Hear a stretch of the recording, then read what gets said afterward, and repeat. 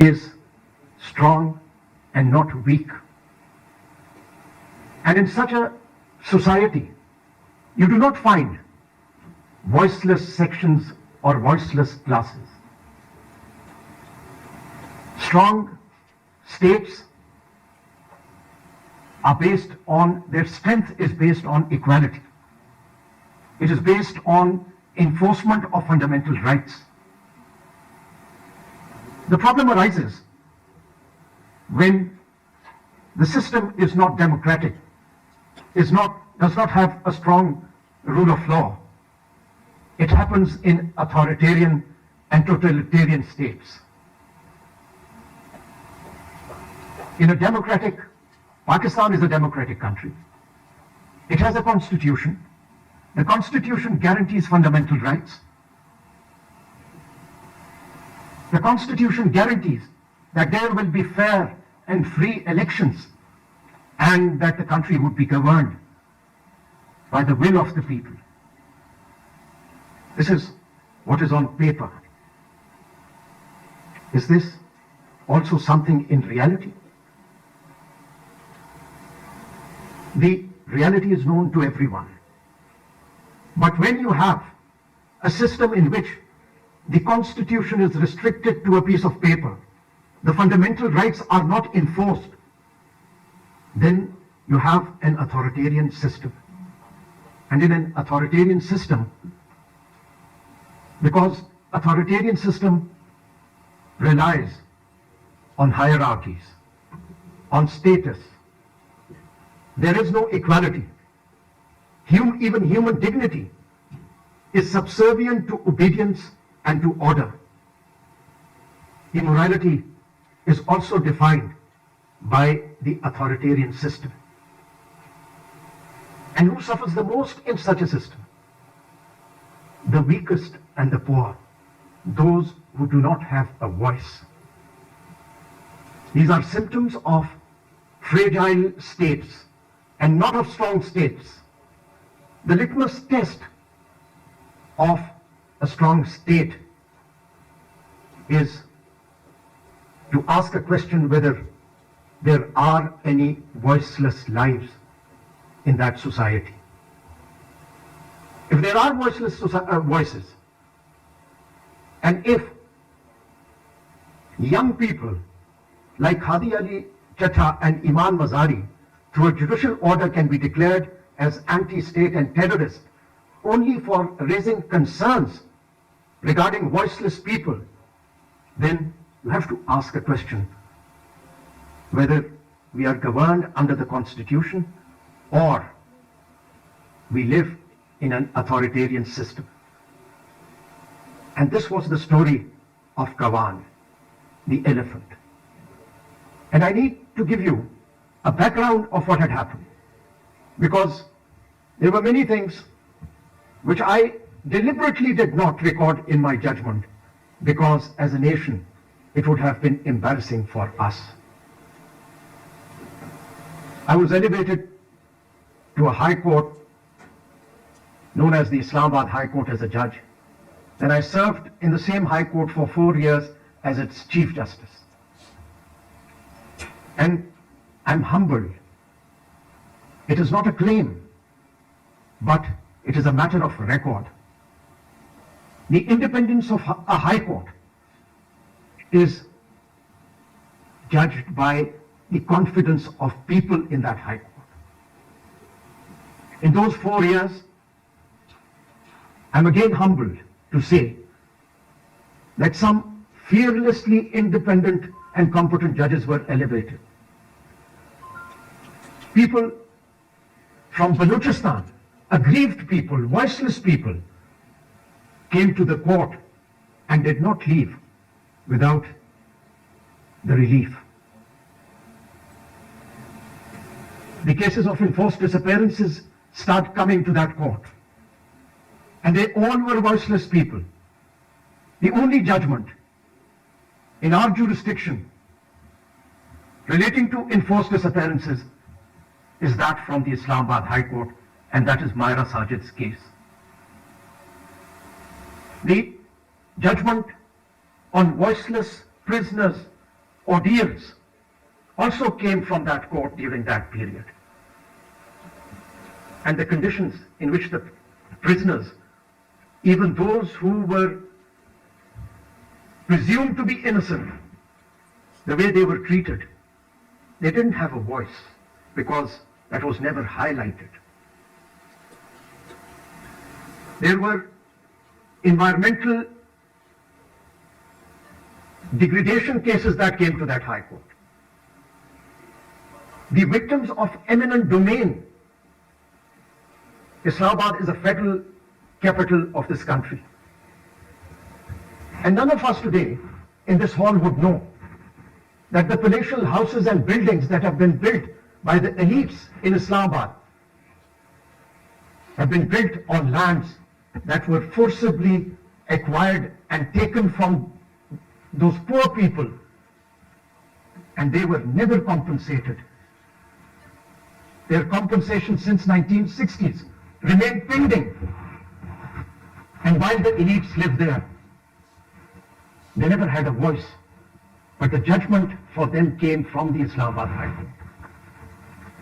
Women and children were being abused. But it was the trust and confidence of the people in an independent court that they approached it. And while all this a constitutional court was dealing with,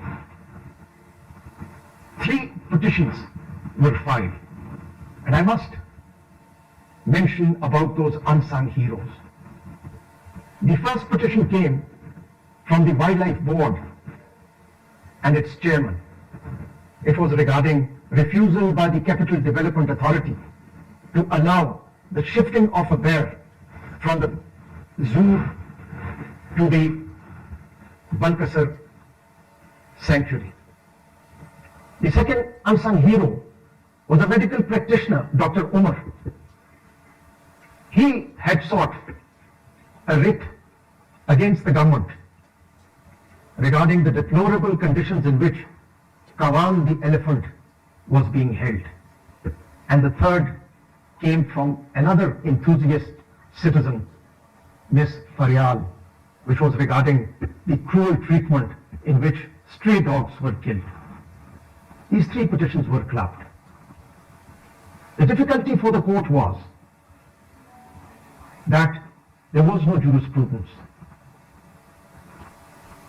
I surveyed the jurisprudence from across the country. By then, the jurisprudence that had evolved was from Argentina, the United States, and India. The Indian Supreme Court, regarding the religious event, had given a judgment and had extended the right to life under their constitution's Article 21 to the animals, in this case the cows. However, later the same Supreme Court recalled that judgment, set it aside. In Argentina, there were 2 judgments. One was regarding limited rights being granted in case of an orangutan, and the other in case of a chimpanzee. But they had only restricted it to the chimpanzee because they made it relatable to the attributes of chimpanzee with the humans. In the United States, there were judgments regarding chimpanzees, a horse named Justice, and then the classic case was that of Happy, the elephant incarcerated in the Bronx Zoo. But in all these cases, though the courts in the United States acknowledged that they were sentient beings, they could feel joy, they could feel pain, that they were not objects, but they didn't grant relief on the ground that under their constitution they were not persons. It is ironic that all the constitutions have been framed in the context of regulating humans and in context of the human rights. It was this personhood which held them back. In our case, though there was only this one petition which related to Kawan the elephant, but I was of a different view. In the background were all those human rights violations that I had dealt with. And I could see how important it was to recognize the rights of the non-human animals. What was the story of Kawan?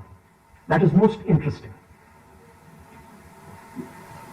In the 1980s, there was a very repressive martial law in this country, ruled by General Ziaul-Haq. I don't know how many of you are aware of the atrocities that and human rights violations that took place there. I don't know whether you are aware of the Colony textile mill incident in Multan, where more than 100 innocent laborers who were raising a voice for their demands were massacred. There were students in Sindh, and the Thori Junction incident, regrettably, is not known to anyone, where students were massacred. An elected Prime Minister was unconstitutionally removed and sent to the gallows, for which the Supreme Court, after 40 years, regretted. Sir, can I briefly interrupt, sir? Actually, there are time limitations. 3 baje session khatam hona tha. I'll conclude very quickly. Why I'm explaining this, that the same General Ziaul-Haq made a request to the Sri Lankan government that his child wanted an elephant. 1-year-old Kawan was abducted, and it had all the attributes of enforced disappearance, and brought and kept for a while in the backyard of General Ziaul-Haq's house. And then when Kawan started growing up, a zoo was established. And in that zoo, by the time the petition came before me, there were other 878 non-human animals. And they all were kept in deplorable conditions. The jurisprudence referred to and the judgment referred to built its jurisprudence on one sole ground.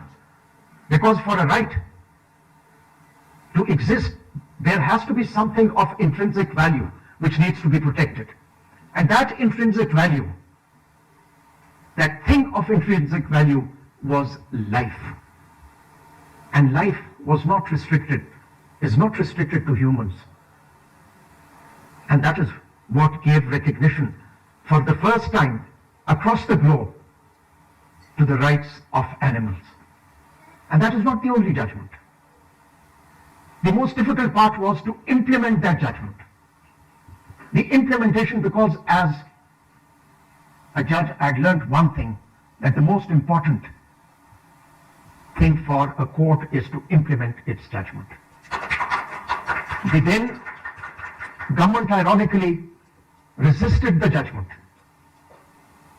The chairman of the Wildlife Board, who had filed that first petition, was removed by the government for supporting the judgment and for refusing to file a review petition. The review petition was filed by a ministry of the federal government, the Ministry of Climate Change. That was the second judgment I had to render. Again, there was resistance. And the resistance came from everywhere. But the animal rights and this judgment of of Islamabad High Court resonated with the youth.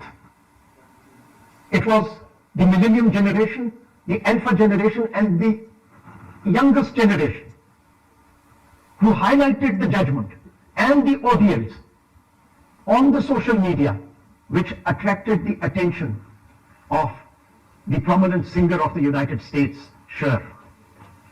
And when she stepped in, the government of Pakistan surrendered. Internationally, it became a news. She was the one who arranged for relocation of Kavan to Cambodia. The two bears were relocated to a sanctuary in Jordan, and all other animals in compliance with the jurisprudence of the High Court were shifted to their sanctuaries. This had never happened anywhere else in the world. And now I'll take a very short, I don't know how many of you have heard about Otterbanger. Has anybody heard about Otterbanger? Can you raise your hand? It's about human history. It's about lives without a voice. It is about human behavior. Otterbanger was 12 or 13 years old child, and in 1904 he was abducted by a United States trader, Samuel Werner, and he was brought to New Orleans to be shown at a fair along with 8 other young people abducted from there. From 9th of September 1906 till the 28th of September 1906, Otterbanger was exhibited in the Bronx Zoo, and the New York Times had a headline on 9th of March inviting people to come and see a human who was being treated as a non-human. Cruelty to animals is a symptom of power without accountability. And that only happens in a society where fear, where oppression, and where there's a lack of respect of human rights. When humans do not have rights, animals are at the lowest rung of power. The entire, I'm grateful to the coordinator. The presentation only speaks volumes for our society. And human rights today, look at, I explained the background of Kavan. In a repressive, authoritarian society, compassion, empathy, and care becomes optional. It is not for the weaker classes. And when the elite act with impunity and its own interest, the most weakest are the victims. And the weakest possessing a life is an animal. We as a society have to put an end to normalization of violence. When everyone sees everyday violence against humans, animals do not matter. And what has to put, really, it's my generation, whatever damage it could have do to this country has almost, but at least we owe it to the younger people to whom we would be shifting the baton to at least tell them the truth. And why I say that there is normalization of violence, because what happened yesterday to 2 young lawyers who have been declared as terrorists, this does not happen in a democratic state where we claim that it is governed under the Constitution. Violence is normalized. When someone like Dr. Yasmin Rashid, who's 70 years old, cancer suffers because she is a prisoner of conscience.